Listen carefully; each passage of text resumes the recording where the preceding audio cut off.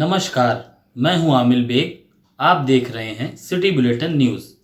पेश हैं आज के प्रमुख समाचार। फैजाबाद अंबेडकर नगर एमएलसी सीट से भाजपा प्रत्याशी डॉक्टर हरिओम पांडे ने अपने निकटतम प्रतिद्वंद्वी सपा प्रत्याशी हीरालाल यादव को 1662 मतों से शिकस्त दे दी। आज सुबह शुरू हुए मतदान में जैसे जैसे दिन का पारा चढ़ा, भारतीय जनता पार्टी के समर्थकों का उत्साह भी बढ़ गया। बीजेपी प्रत्याशी डॉक्टर हरिओम पांडे को कुल 2712 वोट मिले, जबकि समाजवादी पार्टी के प्रत्याशी हीरालाल यादव को 1047 वोट प्राप्त हुए। एकमात्र निर्दलीय प्रत्याशी नरेंद्र देव तिवारी को कुल 13 वोट मिले। 203 मत अवैध रहे, जबकि 3979 वोट डाले गए थे। अंबेडकर नगर फैजाबाद में मिलाकर के 4042 मतदाता थे। जिलाधिकारी ने जीत का प्रमाण पत्र देकर के बीजेपी प्रत्याशी हरिओम पांडे के जीत की घोषणा कर दी। बीजेपी कार्यालय में जीत का उत्साह कार्यकर्ताओं में देखने को मिला। फैजाबाद अंबेडकर नगर एमएलसी सीट के लिए हुए चुनाव में इस बार भगवा लहरा गया। भाजपा प्रत्याशी डॉक्टर हरिओम पांडे ने सपा के उम्मीदवार हीरालाल यादव को चारों खाने चित करके बड़ी जीत हासिल की। इससे पहले यह सीट समाजवादी पार्टी के पास थी। जीत के बाद पार्टी कार्यालय पर लड्डू बांटकर पदाधिकारियों ने ढोल नगाड़े पर जमकर थिर। वहीं रिजल्ट घोषित होने के बाद सपा खेमे में मायूसी दिखाई दी। इससे पहले यह सीट समाजवादी पार्टी के पास थी। जीत के बाद पार्टी कार्यालय पर जश्न का माहौल था। एमएलसी चुनाव में 3 प्रत्याशी इस बार मैदान में थे। नवनिर्वाचित एमएलसी हरिओम पांडे ने आज कहा कि यह जीत उनकी नहीं बल्कि पूरे जनपद वासियों की है। उनसे जो भी अपेक्षा लोगों को है वह उस पर खरा उतरेंगे। पार्टी की नीति और रीति के बदौलत ही उन्हें जीत हासिल हुई। देखिए, मैं भारतीय जनता पार्टी के उन समस्त कार्यकर्ताओं को और अपने सांसद जी माननीय लल्लू सिंह जी को, अपने जिला अध्यक्ष भाई संजीव जी को, अभिषेक मिश्रा जी को, अयोध्या के महापौर उपाध्याय जी को और जितने भी अंबेडकर नगर के राम प्रकाश यादव, श्याम बाबू, जितने भी हमारे सक्रिय कार्यकर्ता पदाधिकारी हैं, जो संयोजक के रूप में हमारा ब्लॉक प्रमुख, विधायक और हमारे सांसद जी इसका नेतृत्व कर रहे थे। ये सारा श्रेय हमारे कार्यकर्ताओं को जाता है, हमारे प्रतिनिधियों को जाता है, जो प्रधान संघ के अध्यक्ष और बीडी संघ के अध्यक्ष थे उनको जाता है। ये सारा श्रेय मैं उन्हीं को समर्पित करता हूँ। अंबेडकर नगर में एक बड़ी चुनौती थी क्योंकि 5 साल नहीं है कि अंबेडकर नगर में कोई चुनौती नहीं थी। वो अंधे के हाथ बटेर लग गई थी और अंधों के हाथ बटेर लग जाना कोई चुनौती नहीं है। भारतीय जनता पार्टी का परचम लहराया हुआ और आज भी नरेंद्र मोदी और योगी जी का परचम लहरा रहा है। सबसे ज़्यादा मतों से अंबेडकर नगर आपको अग्रणी दिखाई पड़ रहा है। 2024 पूरी तैयारी है और 2024 में हमारी मातृभूमि है तो झंडा गाड़ देगी। ऐसा कुछ नहीं है कि कोई दूसरा झंडा गाड़ेगा।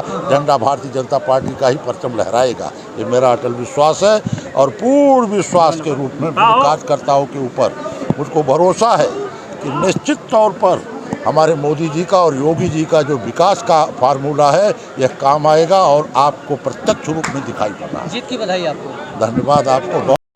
देखिए, हम सभी अवगत हैं, आप देख रहे हैं आज एमएलसी चुनाव से संबंधित मतगणना का कार्य यहाँ पे कलेक्ट्रेट कैंपस में चल रहा है और इसमें हमारी त्रिस्तरीय सुरक्षा व्यवस्था यहाँ लगी हुई है और सभी चीज़ें जो हैं व्यवस्थित ढंग से चल रही हैं और अब से कुछ देर बाद उम्मीद की जा रही है कि काउंटिंग समाप्त हो जाएगी। काउंटिंग समाप्त के बाद भी क्षेत्र में पुलिस भ्रमणशील रहेगी। जो कैंडिडेट्स हैं उनको उनके गंतव्य स्थान तक पहुंचा दिया जाएगा और किसी भी तरह की समस्या नहीं है। पूरा जो इलेक्शन प्रोसेस है पीसफुली और जो माननीय भारत निर्वाचन आयोग की गाइडलाइंस है उनके अनुरूप चल रहा है। कामदा एकादशी पर आज बड़ी संख्या में श्रद्धालुओं ने रामनगरी अयोध्या की परिक्रमा की। मान्यता है कि आज के दिन व्रत और धार्मिक अनुष्ठान से धन धान और दाम्पत्य जीवन में सुख मिलता है। अयोध्या में बीते सप्ताह से चल रहे विश्व प्रसिद्ध चैत्र रामनवमी मेले के आयोजन में नित नए उत्सव संपन्न हुए। चैत्र शुक्ल नवमी तिथि पर अयोध्या में जहां 6000 मंदिरों में महाराजा दशरथ के पुत्र के रूप में महामानव ने मानव के रूप में प्रकाट लिया और भगवान राम के प्रकाटोत्सव में पूरी अयोध्या झूम उठी। वहीं भगवान राम के प्रकाटोत्सव के बाद सभी मांगलिक कार्यक्रम प्रतिदिन अब संपन्न हो रहे हैं। इसी कड़ी में मंगलवार को अयोध्या के विभिन्न मंदिरों में चैत शुक्ल एकादशी के मौके पर रंग भरी एकादशी के रूप में यह पर्व मनाया गया। कामता एकादशी पर लाखों श्रद्धालुओं ने रामनगरी अयोध्या में परिक्रमा की। मान्यता है कि आज के दिन व्रत और धार्मिक अनुष्ठान से धन धान्य और दाम्पत्य जीवन में सुख मिलता है। इस मौके पर बड़ी संख्या में आज श्रद्धालु अयोध्या पहुंचे थे और उन्होंने सरजू में स्नान के बाद परिक्रमा प्रारंभ की। अयोध्या के चतुर्दिक 5 कोस के दायरे में यह परिक्रमा आज संपन्न हुई, जिसमें बड़ी संख्या में साधु संतों के साथ साथ गृहस्थों ने भी राम नाम का जप करते हुए आस्था की डगर पर कदम ताल किया। हनुमत जन्मस्थली किष्किंधा पंपापुर के श्री हनुमत राम जन्मभूमि तीर्थ क्षेत्र ट्रस्ट के द्वारा मंदिर का निर्माण कराया जाएगा, तो वहीं मंदिर निर्माण के पूर्व श्री हनुमत तीर्थ ट्रस्ट के ट्रस्टियों के द्वारा एक हनुमत रथ रामनवमी के पूर्व अयोध्या धाम आया है और अयोध्या में रामलला के जन्मोत्सव कार्यक्रम में प्रतीकात्मक रूप से स्वयं हनुमत लला को शामिल करने के अनुरूप रथ को लाया गया है।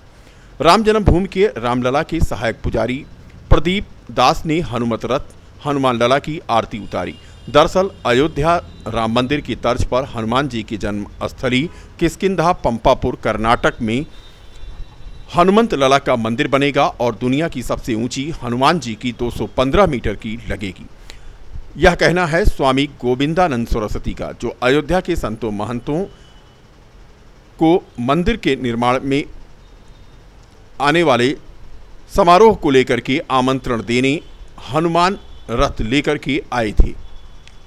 सहायक पुजारी प्रदीप दास के द्वारा हनुमान जी का ध्वजा रथ का पूजन अर्चन कर झंडी दिखाकर पंपापुर के लिए रवाना किया गया। अयोध्या जिले में डायरिया ने पांव पसार दिया है।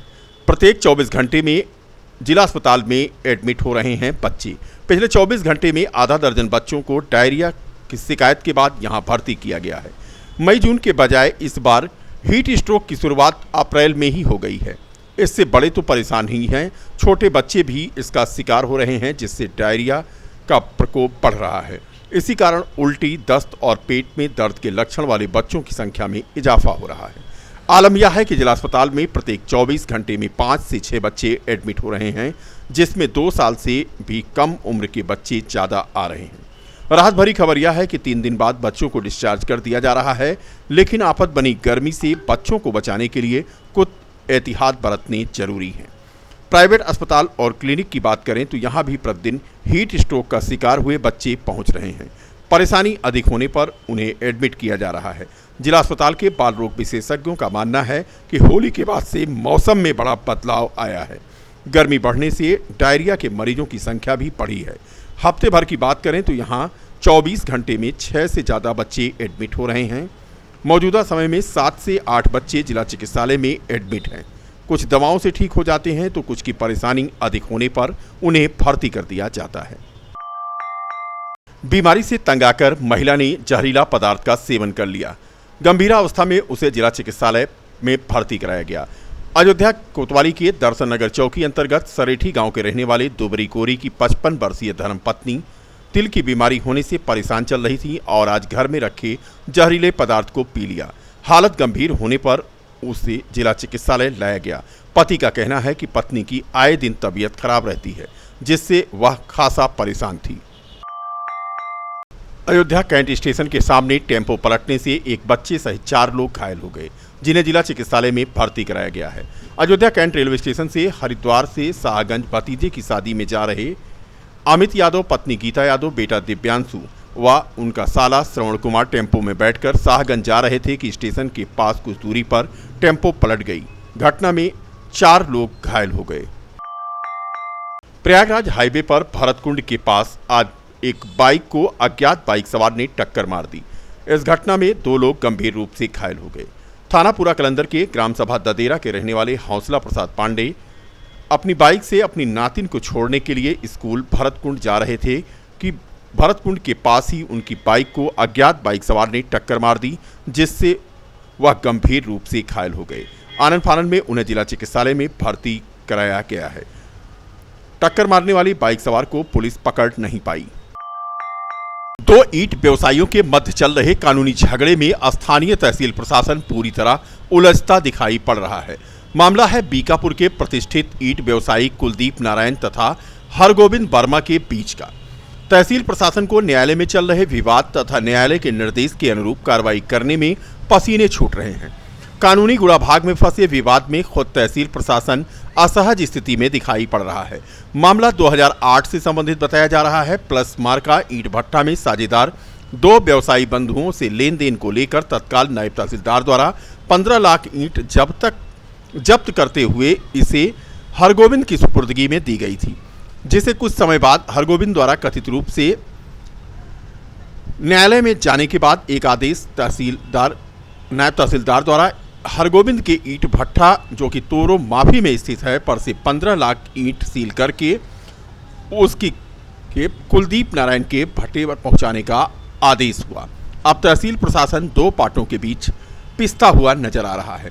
तहसील प्रशासन इन दिनों ट्रैक्टर ट्रालियों पर ईंट लादकर कुलदीप नारायण के पास पहुंचा रहा है, मगर कुलदीप नारायण द्वारा प्रशासन द्वारा उपलब्ध कराई जा रही ईंट स्वीकार न करने के कारण एक बार फिर से कानूनी दांवपेच फंस गया है।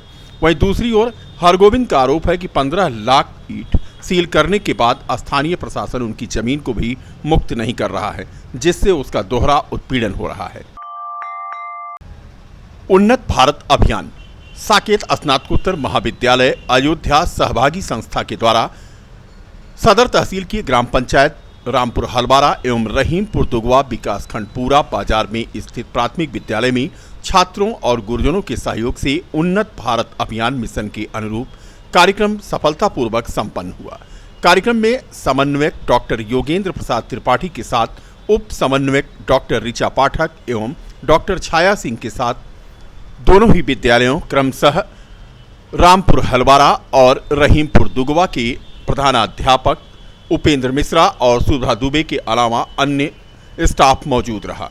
कार्यक्रम में बच्चों ने अपनी प्रतिभा जहां दिखाई, वहीं उन्हें समन्वयक डॉक्टर योगेंद्र प्रसाद त्रिपाठी और उनकी टीम के द्वारा पुरस्कृत भी किया गया। इस प्रकार के रचनात्मक कार्य के लिए उन्नत भारत अभियान की केंद्रीय टीम को सभी ने बधाई दी। बता दें कि उन्नत भारत अभियान साकेत महाविद्यालय और सहभागी संस्था के द्वारा आज 2 ग्राम पंचायतों में चलाया गया, जिसमें बच्चों ने अपनी प्रतिभा दिखाई और कार्यक्रम का आनंद लिया।